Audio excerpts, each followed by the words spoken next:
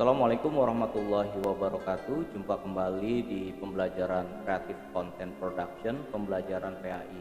Kali ini kita masuk di pertemuan kelima materi PJJ PAI IAIN Syekh Nurjati Cirebon. Pada pertemuan yang kelima ini kita akan bahas tentang desain grafis pada konten agama. Oke, pertama kali kita akan mengenal dasar-dasar dari desain grafis. Dari definisinya, yaitu desain grafis merupakan seni dan praktik membuat komunikasi visual menggunakan elemen-elemen seperti teks, gambar, warna, dan tata letak. Desain grafis adalah bidang yang luas dengan banyak aplikasi yang berbeda, mulai dari seni murni hingga komunikasi bisnis. Kunci dari desain grafis yang efektif adalah kreativitas, kemudian pemahaman audiens, dan penggunaan elemen desain yang tepat. Jadi kunci yang paling tepatnya adalah kreativitas ya. Kemudian kita harus paham tentang audiens kita itu siapa, sehingga penggunaan elemen-elemen desainnya itu akan tepat. Nah, dari dasar desain grafis ini ada 12 macam yang harus dipahami. Yang pertama adalah ruang dan tata letak. Ini merupakan layoutnya. Yang dinamakan layout di sini adalah misalkan ini ada satu ruang, inilah ruang untuk tata letak kita ya di kotak ini. Atau misalkan kita membuat sebuah flyer, maka seluas itulah ruang yang kita bisa gunakan. Kemudian di sini ada teks ya. Teks juga mengambil peranan penting pada saat jenis-jenis huruf yang akan kita gunakan. Misalkan pada saat untuk pendidikan, kemudian film, kemudian jenis-jenis dari pendidikannya sendiri, kemudian dari seperti tema ya, itu juga nanti akan mempengaruhi bentuk teksnya. Kemudian di sini komposisi warna. Komposisi warna juga sangat mempengaruhi untuk membuat desain grafis kita itu lebih baik. Jadi yang dinamakan warna yang baik adalah warna yang tidak membuat misalkan warna foregroundnya atau warna tulisannya warna coklat, kemudian backgroundnya hitam. Itu namanya black on black ya. Model black on black itu seperti itu yang harus dihindari. Jadi kalau misalkan warna pastel, maka tulisannya warna gelap. Nah, kemudian yang keempat adalah gambar dan grafik. Nah, gambar dan grafik ini juga merupakan salah satu dasar dari desain ya, yang nanti di desain grafis ini akan bisa membuat sebuah bentuk kayak brosur, poster, kemudian infografis ya. Kemudian tipografi. Yang selanjutnya ada juga konsistensi, komposisi, kemudian kontras. Yang selanjutnya ada ruang negatif, kemudian tujuan dan audiens. Yang 11 itu software desain grafis, kemudian penyesuaian dan koreksi. Nah, itu merupakan dasar dari desain grafis yang dari 12 ini akan terus berulang dalam satu proses sebuah karya desain grafis. Nah, contoh desain grafis yang akan saya bahas di sini adalah desain grafis untuk poster. Poster adalah bentuk desain grafis yang digunakan untuk menyampaikan pesan, informasi, atau promosi dengan menggunakan kombinasi elemen visual, teks, dan grafik dalam satu lembaran kertas atau media lainnya. Poster adalah alat yang kuat dalam dunia desain grafis untuk mengkomunikasikan pesan, mempromosikan acara, menyampaikan informasi dengan cara yang menarik serta kreatif. Elemen penting dari poster yaitu visual yang menarik, kemudian teks yang jelas, pemilihan warna, serta kunci informasi kunci. Jadi keyword dari sebuah poster itu seperti tanggal, waktu, kemudian tempat serta kontak yang relevan. Dan di sini yang terakhir itu adalah desainnya simple. Nah, berikut ini adalah contoh poster. Yang sebelah kiri ini poster yang digunakan untuk merangkum sebuah karya, ya, sebuah karya penelitian, ya. Jadi di sini saya membuat sebuah poster tentang deteksi objek yang ditinggalkan serta klasifikasinya.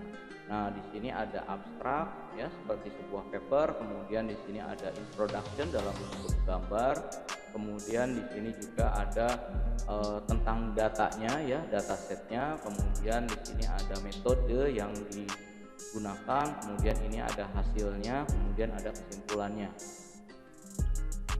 Kemudian di sini ada contoh poster yang lain. Ini poster yang sederhana. Ini dari Rumah Sakit Tamara Ratih, ya. Jadi di sini ada poster tentang 5 manfaat olahraga pagi. Nah, di sini simple, ya, yang seperti ini namanya poster, ya. Jadi poster bisa untuk rangkuman sebuah penelitian, bisa juga untuk menyampaikan informasi seperti ini, ya. Di sini ada pewarnaan, ya. Di sini ada warna backgroundnya navy, ya. Kemudian warnanya putih. Jadi bisa terlihat dengan jelas. Nah, di sini ada contoh nih, warnanya tidak terlalu jelas terbaca, ya. Oke, kita lanjutkan lagi. Desain grafis ada juga untuk infografis. Jadi infografis adalah alat visual yang digunakan untuk menyampaikan informasi yang kompleks atau data dalam format yang mudah dipahami dan menarik. Tujuannya adalah untuk mengedukasi dan menginformasikan audiens dengan jelas dan singkat. Nah, desain grafis ini, infografis ini, elemen pentingnya ada grafik dan ilustrasi. Jadi kekuatannya ada di grafis. Pada saat ada infografis tanpa grafik, maka itu bukan merupakan infografis, tapi hanya sebuah poster biasa. Nah, jadi awalnya harus ada grafik dan ilustrasi. Gunakan grafik, diagram, ilustrasi untuk memvisualisasikan data. Jadi di dalam infografis itu harus ada sebuah data. Kemudian teks pendukung. Teks pendukung ini adalah yang menjelaskan tentang infografis. Kemudian dituliskan dalam struktur yang berurutan. Ini disusun informasinya dengan berurutan yang logis dan mudah diikuti. Kemudian warna yang dimaksudkan, gunakan warna yang bijak dengan elemen-elemen yang penting, sederhana dan fokus. Itu mempertahankan fokus pesan utama kita sehingga tidak menjadi kebingungan dan informasi yang berlebihan. Nah, di sini ada contoh infografis, ya. Ini yang sebelah kiri, ini adalah grafik dan diagram penggunaan aplikasi dalam pembelajaran matematika, ya. Ini baru dibuat kemarin sama mahasiswa saya. Ini ada deskripsinya, kemudian di sini ada data. Nah, itu, ya. Data ini didapatkan dengan kuesioner yang menghasilkan jumlah data, ya. Di sini data pengguna aplikasi, ya, data pengguna aplikasi. Nah, kemudian di sini menjanjikan data-datanya, ya. Nah, ini contoh yang lain.